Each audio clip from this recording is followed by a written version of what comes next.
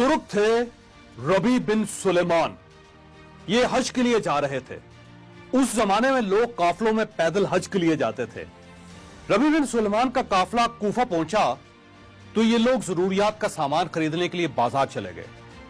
रबी ने रास्ते में देखा एक वीरान सी जगह पर एक खच्चर मरा हुआ है और एक औरत चाकू से उसका गोश्त काट रही है। उन्होंने सोचा ये खातून शायद लोगों को मुर्दार गोश्त पकाकर खिलाती हो, लिहाजा वो टो लगाने के लिए चुपके उसके पीछे चल पड़े। वो औरत एक बड़े से मकान में पहुंची, दरवाजा खुलवाया और अंदर चली गई। घर में 4 लड़कियां नजर आईं।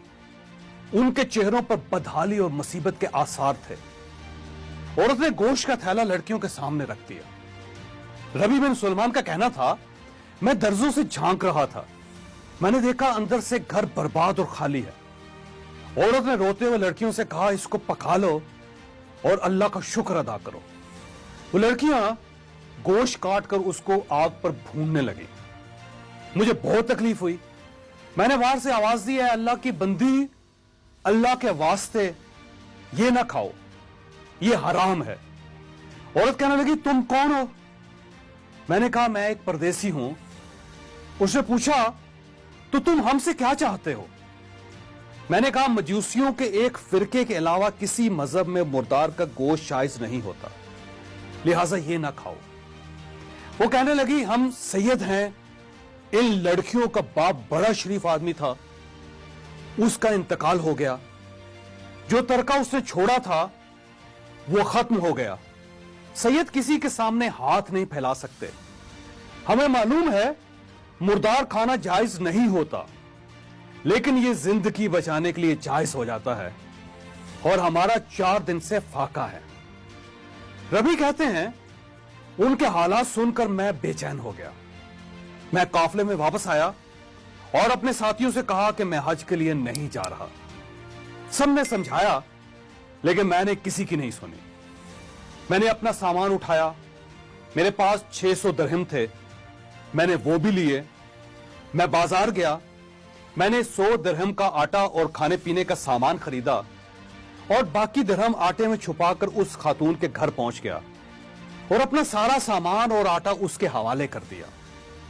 उसने शुक्र अदा किया और कहने लगी, अल्लाह तेरे अगले पिछले गुनाह माफ कर दे, तुझे हज का सवाब अता फरमा दे, अपनी जन्नत में जगह दे और ऐसा बदला अता फरमाए कि जिसे देखकर सुनकर लोग तुम पर रश करें।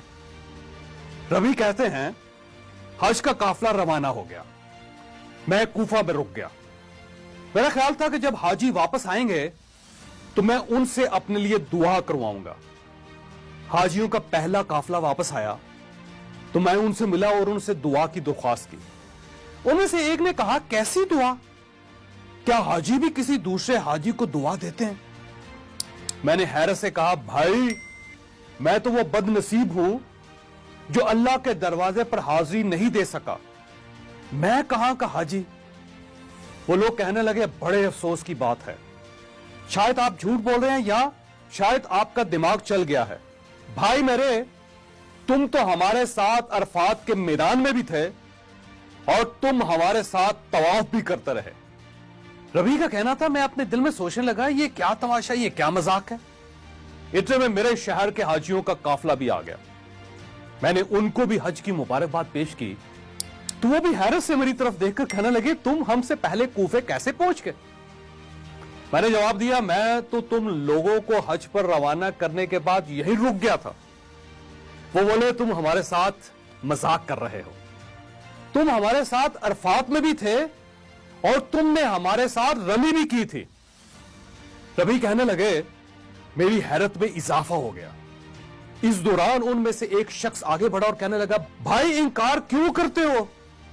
तुम हमारे साथ मक्का में भी थे और मदीना में भी, बल्कि जब हम रोजा रसूल की ज़ियारत के बाद बाबे जिब्राइल से बाहर आ रहे थे तो उस वक्त तुमने ये थैली मेरे पास अमानतन रखवाई थी, ये लो अपनी थैली वापस ले लो। रबी बिन सुलेमान कहने लगे, मैंने उस थैली को इससे पहले कभी नहीं देखा था। मैंने थैली देखी तो उस पर लिखा था, हमारे साथ तजारत करने वाला कभी नुकसान में नहीं रहता। मैं थैली लेकर वापस घर आ गया, इशा की नमाज पढ़ी और कश्मकश में मेरी आंख लग गई। मुझे ख्वाब में नबी अकरम सल्लल्लाहु अलैहि वसल्लम की ज़ियारत हुई। रसूल ने तबस्सुम फरमाया और इरशाद फरमाया, ऐ नबी, आखिर हम तुम्हें कितने गवाह पेश करें कि तुमने हज किया है, तू मानता ही नहीं। बात यह है कि जब तुमने उस औरत पर जो मेरी औलाद थी सदका किया और अपना हज उस पर कुर्बान कर दिया, तो अल्लाह ने एक फरिश्ता तेरी सूरत का बनाकर उसको हुक्म दे दिया कि जाओ कयामत तक हर साल रबी की तरफ से हज करते रहो। ये अब करता रहेगा और मजीद दुनिया में तुम्हें यह इनाम दिया कि तुमने 600 दिरहम दिए थे, अल्लाह ताला ने तुम्हें 600 सोने की अशरफियां अता कर दी हैं। खोलो इस थैली को और देखो।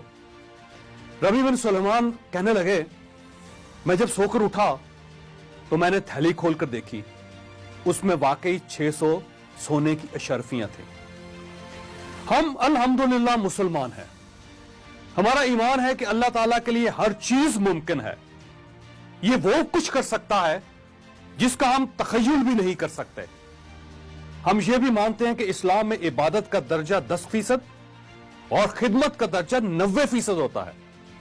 वो लोग जो इबादत को खिदमत पर कुर्बान कर देते हैं, अल्लाह उन्हें रबी बिन सुलेमान की तरह दूसरे मोमिनीन के मुकाबले में ज्यादा सिला देता है।